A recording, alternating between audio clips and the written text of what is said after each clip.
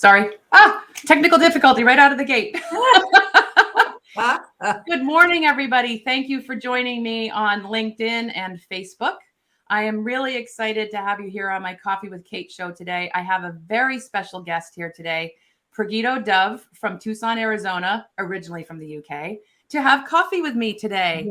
Yes. I'm super excited about this. Good morning, Praguito. Cheers. Cheers. I will confess, I'm drinking water. I'm drinking water too. Best thing to be drinking. Yes. Well, thank you for being on my show with me today. I'm really excited to have you here because you and I have been working together for the last few months on your LinkedIn, and Yes. I got to learn a lot about what you do. So I'll just give you a little background about Praguito. So Praguito is actually I met her through eWomen Network. Someone had very kindly referred me to her, and we started working together. Gosh, a few months ago. Through the winter and helping her stand out online with her LinkedIn profile. And I got to really learn about what it is that she does. And so what's really interesting about Praguito is she is the leading authority in North America on expressive meditation. And she's also a hypnotherapist too for wellness and things like that. But I'll let you kind of tell a little bit more about what you do, Praguito. And tell us a little bit about, because you're originally from the UK, maybe share that part of the story with us too. Yes. So, I was born in London in the UK, and I had a challenging childhood. And I want to mention this because this is what led me into the work I do, healing myself. So it was particularly my mother that was very abusive, and actually I was terrified of her, and I had a lot of pain in my heart. I had a lot of fear, and I had a lot of anger. And as a child, I just decided to shut everything down because I didn't want to get hurt anymore, and decided I was going to live in my head, which is what I did. And then when I was 12, I started smoking cigarettes to numb myself out even more. At the age of 12? Wow. Yes, at 12, because it was cool. Right. And then I found it numbed out my feelings. So, at that point in my life, that was a good thing. Mm-hmm. Right. But then as I got older, I started to realize that how shut down I was. And of course, by that time, I was smoking about 30 cigarettes a day. Wow. Yes. And I had no idea of the original reason. It all got buried under clouds of smoke and into my unconscious, really. Right. But it was really when my son was born, that was a big wake-up call for me. Mm-hmm. A very big wake-up call, because I remember looking at him, his beautiful blue eyes, and thinking, oh my goodness, if I don't heal myself, I'm going to transmit all this fear, all this anger, and all this sadness to him. Mm-hmm. And then we'll have another person unhappy in the world. Right. We don't need that. Right. And I didn't want him to go through what I had gone through. So that was my main motivation, was to be the best mom I could be, actually. Mm-hmm. And I started looking around for some help. How can I get myself healed?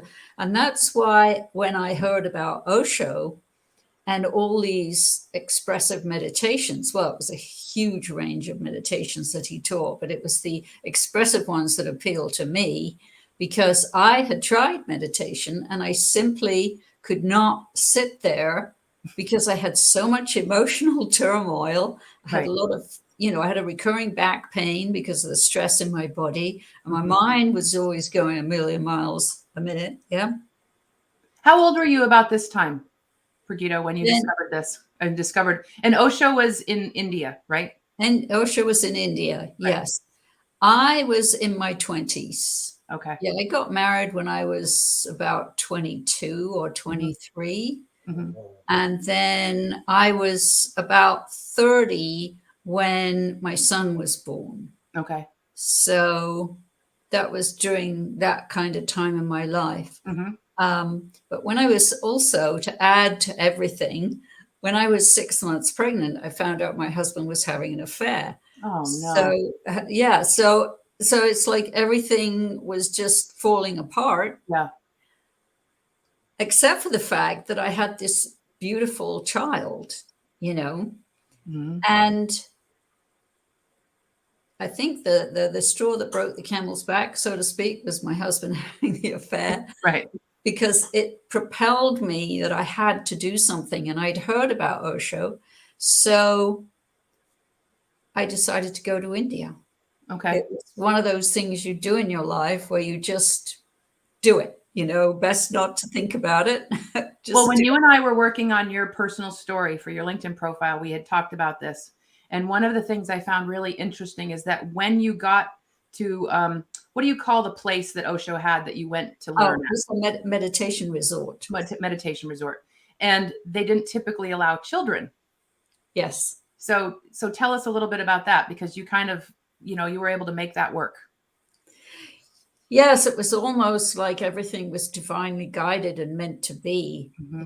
because I was able to find an Indian woman called an ayah. They're like nannies. Hmm. And she looked after my son when he was a baby, because I first went when he was 14 months old.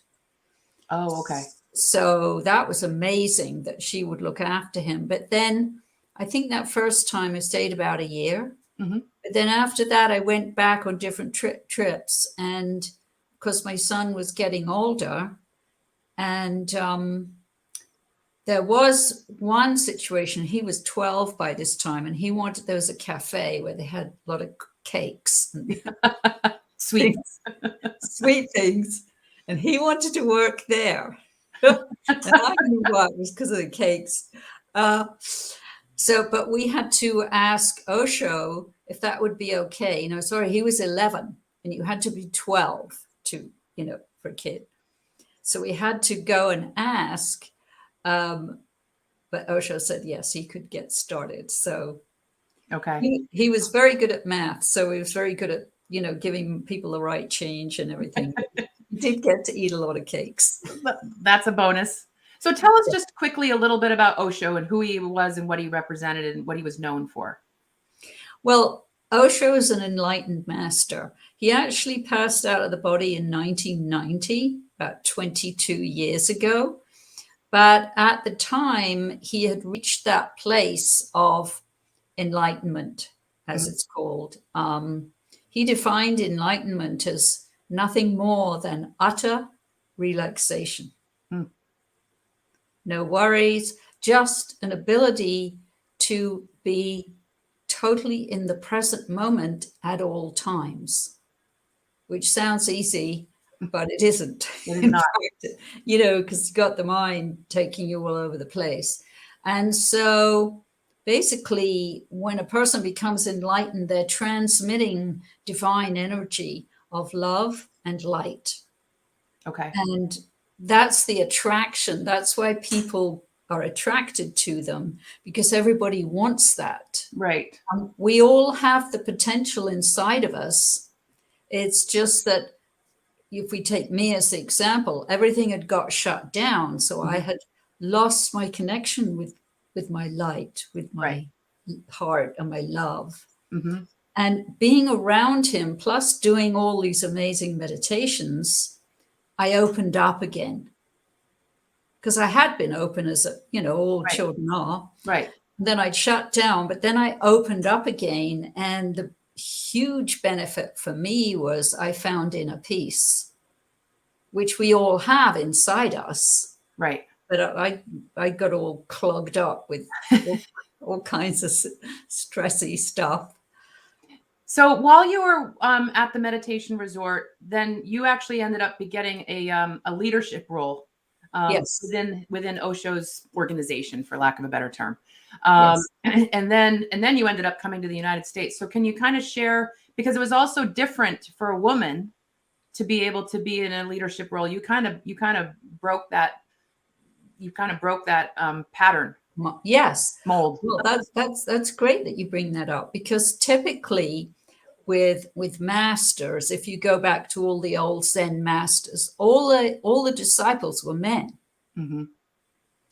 There are some rare exceptions of women becoming enlightened in the history of enlightenment on the planet. Yes, right. But no, it was always men that would be the disciples. And Osho believed that women were the future, if you like, because clearly the patriarchal society we've been in, it wasn't doing too well. And he Still wanted isn't. he wanted to encourage women to really step into their power and into their leadership. Right. And I was asked to do all the trainings for the meditation. And I thought they were nuts. I thought, what do they, I can't teach meditation. I can't even sit still or anything like that. But Osho could see something in me that I couldn't see in myself, which has actually become a gift of mine to see in people what they don't necessarily see in themselves. So I did all the trainings. And to my surprise and amazement, it sort of turned out that my purpose was to teach these meditations. Okay. Which I never would have thought. That's your gift. That's my gift. And I never would have thought in a million years that I would end up with a very successful business teaching meditation and hypnotherapy and all of that. Right, right. So the expressive meditation, can you just quickly define what expressive meditation means? And before you do that, I just want to welcome people into the show today. Thank you for being here. We're talking with Pragito Dove, who is an expressive meditation authority. And we're going to talk about hypnotherapy. We're going to talk about laughter meditation. If you have any questions, please put them in the comments and I'll be happy to ask Pragito for you. So, Praguito, please explain what expressive meditation is and how is it different from meditation? Well, great question. So first of all, let's just define what meditation is. Okay. Meditation is awareness. Meditation is being in the present moment. It's that simple. Not always easy, but it's that simple. Right. The techniques, all meditation techniques, are there to help us come into the present, to help us remember our natural state of joy, of peace, of calm, and our wisdom. So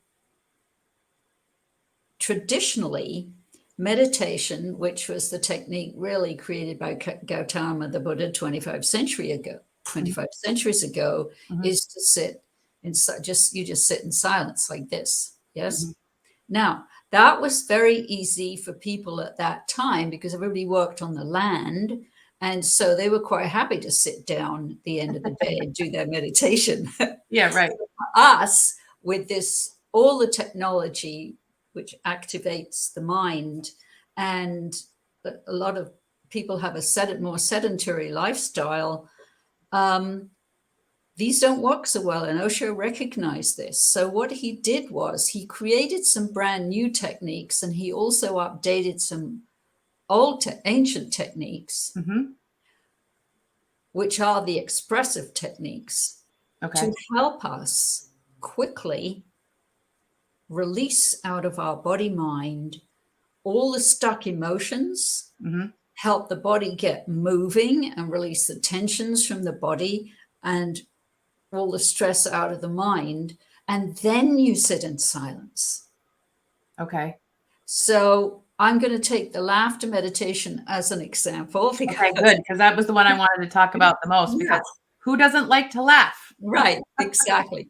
So the laughter meditation was actually originally created by Hotei, the Laughing Buddha, a 16th century Japanese mystic. Oh, and he would go from village to village with a sack of candy over his shoulder for the children. And all the villagers would come to him with all their serious questions about enlightenment. And all he would do was laugh. He just laughed. And they all started laughing as well because you can't not, because laughter is so infectious, and they forgot all their serious questions. Right. Basically, Hotei was teaching laughter as enlightenment, because laughter brings you into the present moment. When you're fully laughing, you are in the present, and the mind is not. Right. It disappears. Right. So that was his way, a new way, actually, at the time, of Mm-hmm. teaching enlightenment. So the other thing he did was, when he had all this laughing with the villagers, he would sit quietly under a tree with his eyes closed. And the villagers would say, "Oh, why aren't you laughing? I mean, I thought, you would be laughing all the time." And he Right. said, "I have to balance that with closing my eyes and going within." Mm-hmm. So the laughter's very extrovert and expressive. Right. The sitting by the tree in silence and peace and calm is the inner part of it. And so the laughter meditation has two stages. The first stage, we just laugh for no reason. I am not a stand-up comedian, so I just start laughing and everybody starts laughing. Right. And then the second stage, we sit in silence. And it's unbelievably powerful. Some people think, how can I be doing meditation when I'm having so much fun? Yeah. Well, I think the perception or the stereotype, if you will, of meditation is that you have to be calm and quiet. So when you Yes. talk like when I had never heard of laughter meditation until I met you. And so laughter meditation, I was like, wait, what? So this is so interesting to me because you and I were talking the other day, actually, and you were like, as far as laughter goes, you can't laugh and be sad at the same time, or you can't laugh and cry at the same time. Like, Well, actually, you or can't. maybe I didn't put it right, but you can correct me. What I said was you can't laugh and be worried. But worried. That's right. Okay. That's better. You can't laugh and be in anxiety or be in depression or any of those negative feelings that come from the mind, because the laughter erases all of that. Correct. And that's one of the many, many benefits of it. It helps to lighten you up and bring you more joy and So, reminds you of your innate joy. okay. So for the people who are listening who maybe not be very familiar with meditation or maybe know a little bit about it, can you give us just a quick little uh, sort of tutorial on what it would be like to do like a laughter meditation? I mean, I know we could do that for probably half an hour, but just for the sake of kind of giving people the tool.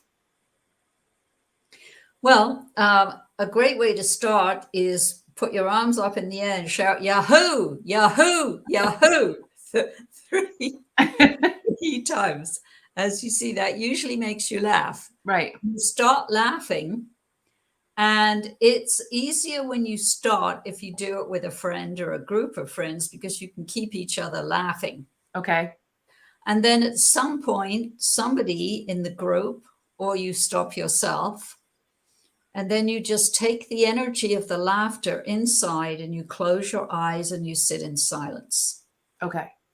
And the benefit of it is that, and I found this quite remarkable, because I have people who've been doing this with me for about 15 years, but I also always have brand new people as well. Mm-hmm. Everybody drops down to their inner silence very quickly, even if you've never done it before. Oh, interesting. So it's like, it's a quick shortcut Okay. That's a good description. to finding your inner peace and calm. Okay. The laughter is what it like acts like a jackhammer, and Okay. it cuts through all the blocks here down to your center, which is 2 inches below the navel, and brings you down from the head into the body. Okay. We have a couple questions from Amanda Starr. So one of them, Amanda, actually, Praguito lives here in Vermont, where I live. And Amanda is actually our eWomen Network managing director for our Vermont chapter. She's 2 months into it. So she's asking you, what's your daily practice of meditation? Hi, Amanda. I remember you. I've met you. I do remember you. Thank you for your question. Well,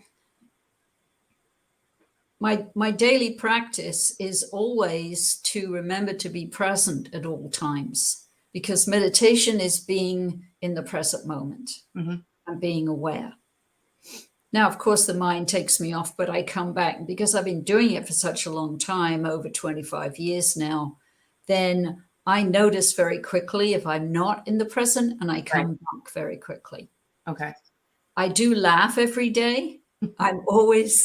This is homework for all my students and And you clients. have a great laugh, by the way. You have like a giggle, and it makes me laugh when you giggle. Thank you. Well, I've had 25 years of laughter meditation. Right. And I do make a practice of laughing every day. And something else I do is I pay attention to my body, the breathing.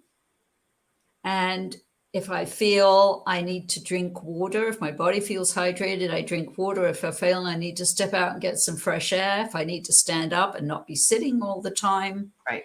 So that is a meditation to be present with your body and listen to your body and talk to your body.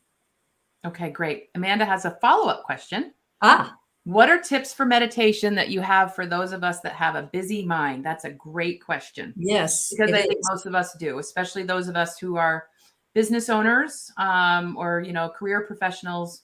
We all have a busy mind. We are being shouted out sort of all the time. There's always stuff that's coming at us all the time. So certainly a lot different than my mother's generation, for example. Yes, for sure. So first recognize what that is. It's too much energy in the head. That's what's going on. And so what we want to do is bring the energy down into the body. And there's many different ways to do this. One is to make sure you've always got your feet on the ground, like uncross your legs or uncross your arms so the energy can flow freely and come down. Mm-hmm. You can stand on the earth. This is an ancient practice, but a new buzzword for it is earthing. Earthing? Oh, I haven't heard that one. So not earthling. No. So best done with bare feet. If you can stand on the ground, on the earth, and it might be grass, concrete works because concrete's mainly made of sand, but it has to be a natural fabric that you're standing on, not linoleum or something like that. Okay. What about a wood floor? Yes, wood floors will work, but just stand with bare feet or walk around with bare feet. That really helps your grounding and to bring the energy down from the head. Okay. And if you want an expressive technique, then the gibberish meditation is the best one. Oh, what's that? Gibberish was created by the Sufi mystic Jabal about 2 centuries ago. And he talked to his disciples in gibberish, all kinds of nonsense sounds. Mm-hmm. And what you do, this has 2 stages. The first stage, you just go absolutely bonkers and dump out in the gibberish any rage, irritation, frustration, all the stuff from the mind. And it's also good to use your body, shake your arms, stamp your feet, and get the stress out of the body. Oh, I'm losing my voice. Okay. Well, it sounds good from here. Nice mug, by the way.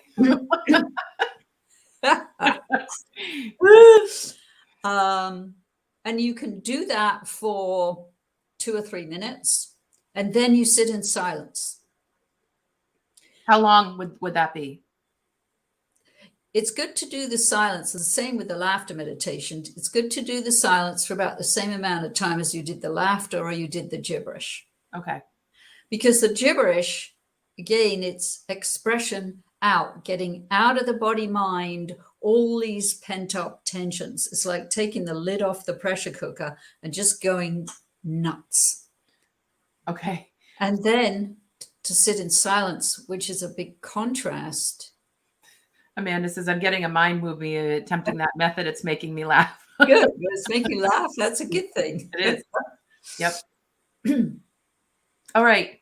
So let's switch over to the abundance piece because that was a big part of what I was letting people know about it. So first of all, define abundance in the way that you talk about it, because I think a lot of times we think abundance just means money. Yes. And that's, most people think abundance Right. just means money. That's the way we're conditioned, that money is the most important thing we're going to do when we grow up and have a life. Yes. And actually, in the middle of teaching my class right now, the 4 dimensions of abundance. So the first one is our attitude. It's about having an attitude of abundance, which Okay. means a positive attitude to your life, being positive about it.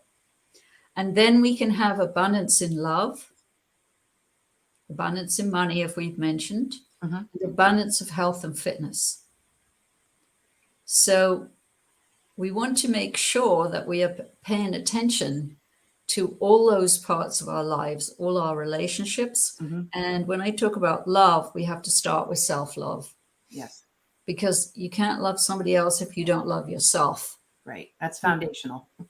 Right. And compassion for yourself, because nobody's perfect and we all make mistakes and so on. So it's really about learning to love yourself, to respect yourself, have good boundaries, stick to your values that you have, and remember who you are. You know, not allowing people to push you around and take advantage of you. Right. Because then you get resentful. Right. So abundance in love and self-love in particular. And then, you know, I mentioned my body when I was talking about the meditations I do every day, is to really pay attention to your health and fitness on a daily basis, like breathing. Right. Are you breathing? And, you know, hydrating. Water's always the best thing to drink. And noticing if you have any aches or little pains starting up, or maybe they've been there for a while as you're just hearing this. Talk to them, listen to them. Okay. And thank your body. Amanda says so important to prioritize health and wellness. So she's right. So I've got another question. So this question is from Mary Claire. When you were talking about laughter, she's a photographer, a professional photographer. She says, I often use laughter in my photography, and I love the way it helps me put my clients at ease. I never thought about laughter and meditation. Thank you for helping me find a way into meditation. Oh, that is fabulous, because that's what it is. Laughter's like a bridge that can take you deeper into meditation. And of course, it's the most fun way to do it. It is. And I'm just going to throw up here. So if any of you are enjoying listening to Praguito as I am, be sure to connect with her over on LinkedIn. I've put the link there in the bottom. It's just her name. And you can also check out her website at discovermeditation.com. She has a lot of videos. Amanda offered another insight. She said, and Amanda's a photographer too, actually. Yes, that's true. Yeah, making my clients laugh is always a challenge for me. I usually have them make themselves laugh. Then they begin laughing on their own at themselves. We all need more laughter in our lives. That's for sure. Yeah, fabulous. And, you know, you could start laughing, Amanda, too. You know, just start, because that's what I do with people. I just start laughing, and then they start, especially if they're not used to it. Right. And they don't think you're crazy. Well, you know, everybody loves to laugh, basically. Yeah. Yeah, that's for sure. All right. I want to switch over to your book, because your book actually has something to do with Osho, your mentor, basically, and coach, or what you might have a better word for it than that. So let's talk a little bit about your book, which is Lunchtime Enlightenment. I don't know if you want to just show it up maybe, and people can Here see it is. Yep. You can actually get it on Amazon. Yes. Tell us a little bit about the book. Well, there's over about 150 meditation techniques in the book. And I've divided it into 8 different principles of meditation. And I start with relaxation, because meditation is based on relaxation. And with relaxation, you always start with the body. Okay. So it's the most fundamental thing. You you can't hope to drop into a deep state of inner peace and calm if you're all like tense and Right. yeah. So that's a fundamental tip. Start with the body and relaxing the body. The second chapter is laughter, because I mean, laughter has so many benefits for the mind. Thank you, Amanda. For the mind, to, as we've said, to erase worry, to open the heart. So it's good for relationships, and it's great for the body to release stress.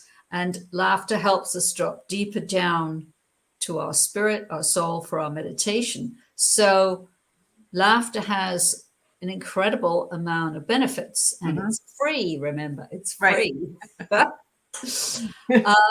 And then I also have a chapter on witnessing the mind, which is probably the best technique for learning. Yes, for learning how to disidentify from the mind. So I mentioned the gibberish for dumping out all the overload of the mind. But this technique, witnessing the mind, created by the Buddha 25 centuries ago, is amazingly powerful because it helps you disidentify from the mind. Right. And so you start to understand, okay, that's the mind. Thank you very much. But I want to listen to my inner wisdom. So I have a whole chapter on that. And then I talk about trust.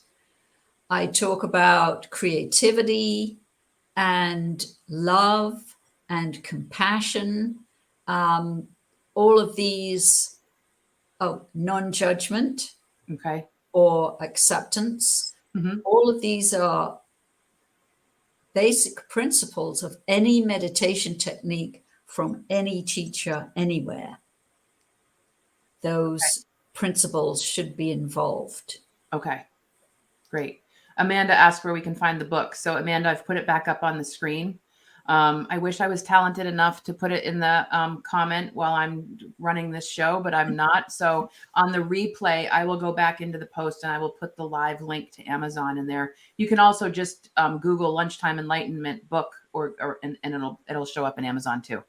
So let's, before we're coming toward the end of our time here together, but I want to cover a few more things. So I'd like us to talk a little bit about the hypnotherapy aspect that you do, and maybe talk about the correlation, if there is one, between the meditation and the hypnotherapy. Yes. So the hypnotherapy I do in individual sessions. I don't do the hypnotherapy in groups because everybody's different and everybody has different dramas, different issues going on. And so what the hypnotherapy does, it takes us deeper into the subconscious. So if you can think about it like this, the 5% of us is here in the conscious mind. That's a part of us talking now. But there's 95% of us is in the subconscious, which is where the wisdom of the body is, the wisdom of the heart, and our spirit or our soul. Okay. And so what can happen in an individual session is I can take you to that deeper level of yourself, where the answers lie, and where we can do healing, and we can find what is at the root of the issue. So we could take money, for example.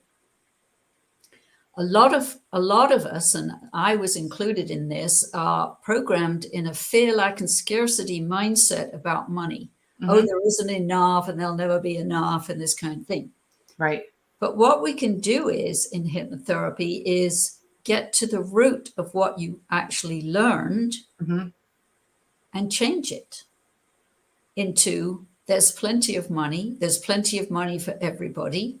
I'm open to receiving plenty of money. And we can actually change the programming that is running you, that might be keeping you on that fear, lack, and scarcity level of there isn't enough. So you never have enough money, for example, and change it. And then the money comes.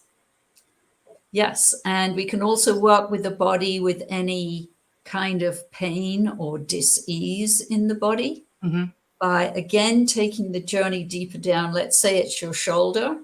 And we can talk to the shoulder and we can ask it what is the matter? What is going on with you? What is at the root of this pain? Right. And quite often, I've been doing this for over 23 years, and quite often what's at the root of the pain, it's actually got nothing to do with the shoulder. It's an emotional pain. Right. Right. That's never been expressed. It's never been allowed to be felt. Well, it's also kind of conditioning that we just, it's almost a default Shove it emotion. down.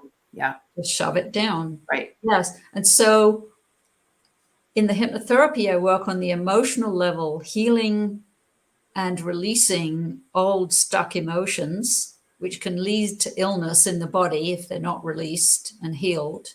Right. We work with the mind to change any beliefs that might need to be changed that aren't working for you anymore. We work with the emotions, or what did I say? The emotions, the mind, with the body, and with the spirit, because we can ask your inner wisdom for guidance. So if you want guidance on something, we can ask your inner wisdom to give you guidance on whatever it is. Oh, And wow. that's your best guidance is from your own wisdom. Right. And learning to trust it. Right. So if somebody wanted to work with you on hypnotherapy, would they work with you over a period of time, let's say? Usually, Okay. yes. It's rare that everything can be fixed in one session. Of course. Right. Of course, we can try. But sometimes I liken it to the roots of a tree, the way our subconscious. And you might have one or two rotten roots which are affecting the growth of the whole tree. So you go down and dig around and, heal those roots, then the whole tree is going to be better. Right. Right. So Amanda said, I've noticed that when I'm stressed, my neck pain injury resurfaces. Yes. And that's my case. If I'm stressed, my lower back pain surfaces. Yes. And that's very, very common, because when most of us have a weak spot somewhere where the body can't deal with it, so it goes into stress. Right. The body is a bit like the shock absorber in a car. So during our whole life, the body has absorbed all of our pain and the wounds and the shocks and the fear and all these things. But it reaches a point, if we don't work with it and release it, where it's full. It can't do it anymore. Right. So then it manifests in illness and pain and disease in the body. And, with a car, you can just go and get new shock absorbers, right? You can't do that in your body. But what we have to do is recognize what's happening. That's the first step, the awareness. Okay, I need to get some healing on this. That whether it's the neck pain or the back pain or the elbow, and heal it at the root level, because then it will not return. Okay. The results are permanent because we've dealt with the root of the matter. Right. Right. Which you can do in hypnotherapy. You can get to the root of the matter. Okay. I love that. Mary Claire, when you were moments ago, said something about, trusting your own wisdom. That resonated with her. Yes, very important. So one of the other things you do, thank you for going into the hypnotherapy piece, because I think, again, there's stereotypes around it, like you're going to be put out and you're going to fall asleep and you're going to, and it's really, not like that, especially with the way you work. The way I work, yeah. Yeah. So the other thing that you do too is, of course, pre-COVID, is you did a lot of speaking and you would travel and speak in a lot of places. So what types of places do you usually speak? What types of events that do you get invited to speak at, or that you seek out? Mostly women's events, or at least mixed men and women. Yep. Not all men. Right. And especially if it's women entrepreneurs, women who are looking to grow and expand. What I love to do in big conferences is do a segment, like a meditation segment, for example.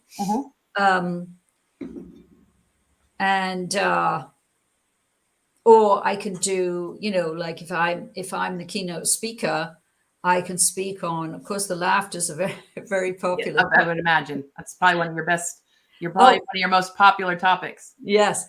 And I must just say here, because you did ask me abundance, another benefit of laughter is it raises our vibration, which puts us in the positive law of attraction vibration.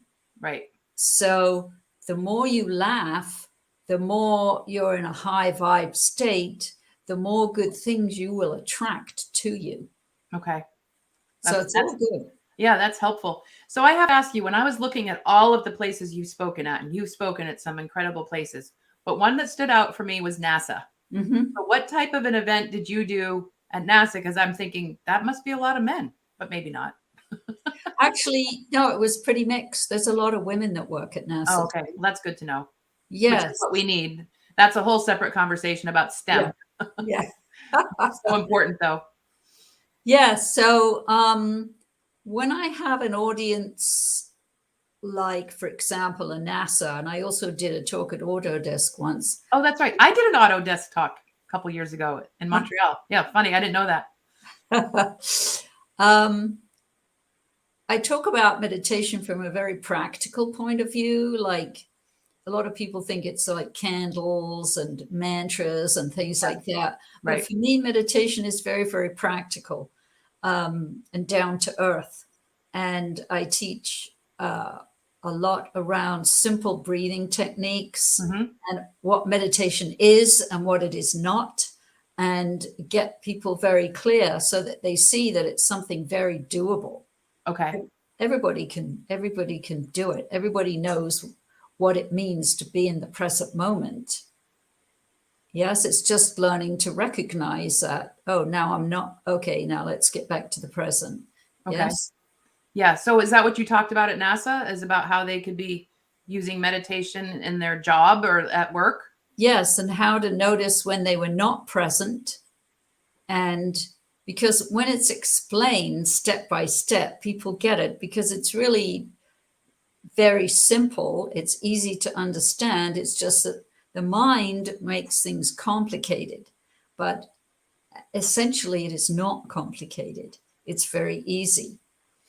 Does it have to take a long time? I mean, like if you're in the course of the day and let's say you take a break at lunch and you're feeling stressed or anxiety over something that's happened, I mean, can you literally go outside or somewhere for 5 minutes and even just do like a 5 minute meditation to help, you know, to help with that?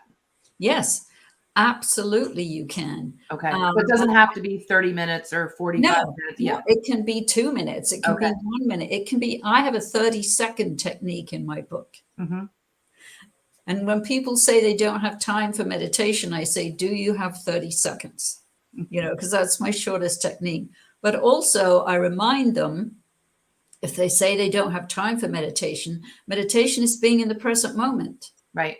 And just look at your life. And I know that everybody spends a certain amount of time in the present. They just do. Right. Well, so really, you already are doing it. You already know what it is. Yeah. Yes, exactly. It's not some mystical thing from the Far East or anything like that. No, Yeah. it's like you said, it's grounding. Yes. And it makes you breathe. And if you laugh, that raises your vibration. I mean, there's really nothing that you can't benefit from doing, even if it's a short period of time.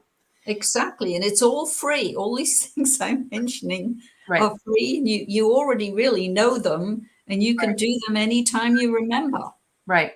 Anytime you remember. So as we finish up here, Praguito, what would you say is with this work that you do, because you went through from going from the UK and going to work with Osho and living in India and then bringing your son to the States and living in different places and then creating this business.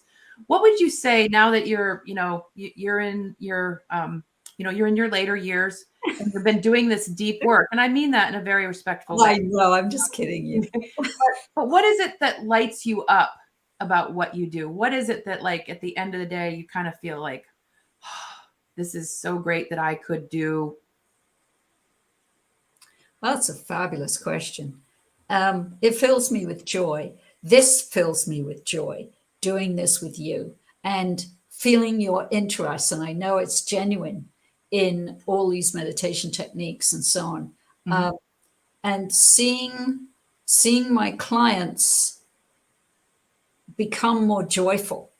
One of my clients recently, she wanted to work on finding a boyfriend and stop repeating these abusive boyfriends she'd been attracting. And we found her this fabulous boyfriend. You know, it's like, so who needs a dating app when you right? It brings me tremendous joy, and it kind of feels like a privilege to me every day when I sit down at my desk, that this is what I get to do every day with my life, you know, to share everything that worked for me.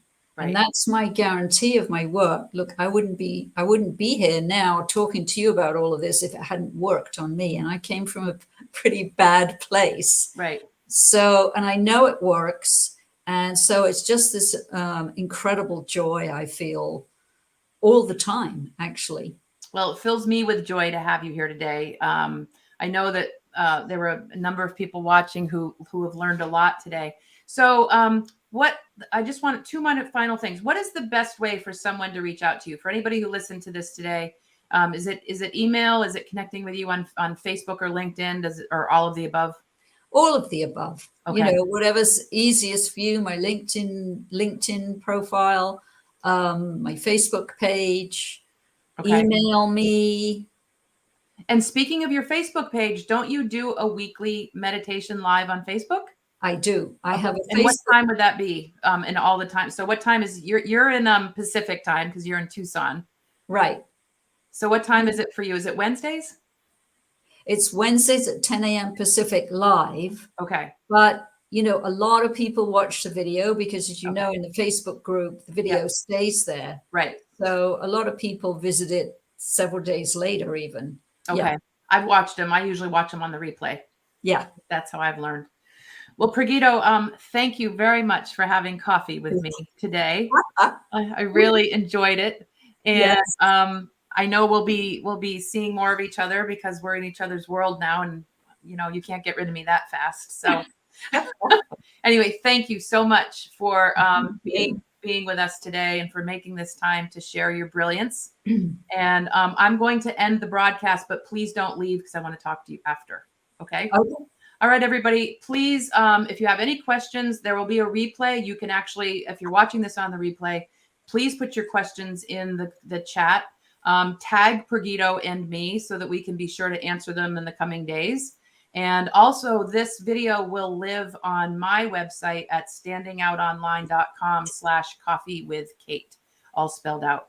So thanks again for being with us today, everybody, and have a good rest of your week.